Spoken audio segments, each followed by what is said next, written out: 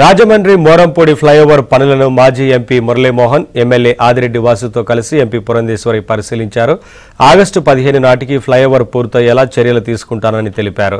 మోరంపూడి సెంటర్లో జరుగుతున్న ప్రమాదాలను అప్పటి ఎంపీ మురళీమోహన్ గుర్తించి అప్పటి కేంద్ర మంత్రి నితిన్ గడ్కరీ సహకారంతో ఫ్లైఓవర్ మంజూరు చేయించారని పురంధేశ్వరి చెప్పారు. వైసీపీ మాజీ ఎంపీ మార్గాని భరత్ ఫ్లైఓవర్ విషయంలో తప్పుడు ప్రచారం చేస్తున్నారని మండిపడ్డారు. మోరంపూడి బ్రిడ్జ్ ఏదైతే ఉందో గత కొన్ని రోజులుగా వివాదాస్పదంగా మారినటువంటి సందర్భంలో వివాదాస్పదం అని ఎందుకంటున్నానంటే నాకంటే ముందు ఇక్కడ ఉన్నటువంటి మార్గాని భరత్ గారు వారి హయాంలోనే వారు కొట్లాడి నితిన్ గడ్కరీ గారితో నేను ఈ మోరంపూడి బ్రిడ్జ్ శాంక్షన్ చేయించాను అని చెప్పి వారు చెప్పడం జరిగింది.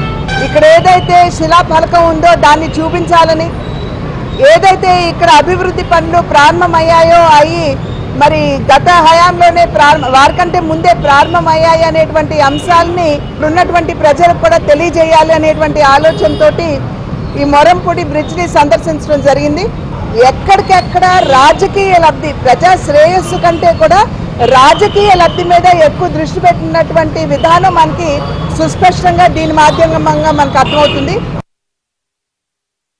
మోరంపూడి ఫ్లైఓవర్ కోసమని అనేక పర్యాలు గడ్కరీ గారి దగ్గరికి వెళ్ళి మీరు ఇవ్వండి సార్, హైయెస్ట్ ట్రాఫిక్ ఉండే ఏరియా అనేక యాక్సిడెంట్లు అవుతున్నాయి, కొన్ని యాక్సిడెంట్ ఫోటోలు కూడా తీసుకెళ్ళి చూపించి ఇది శాంక్షన్ చేయడమే కాకుండా దీంతో పాటు 4 చేయించాం. ఇవన్నీ కూడా వర్క్ కమెంట్స్ అయినాయి.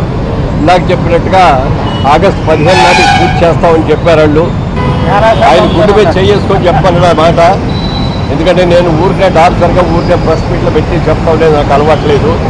దీనికోసం ఎంత కృషి చేశానో నాకు తెలుసు, రాజమండ్రి ప్రజలకు తెలుసు. ఏదైనా అది వాళ్ళ విజ్ఞతకు వదిలేస్తాను, నేనేమో వాటి గురించి మాట్లాడదలుచుకున్నా. చేయించేది నాకు తెలుసు, రాజమండ్రి ప్రజలకు తెలుసు.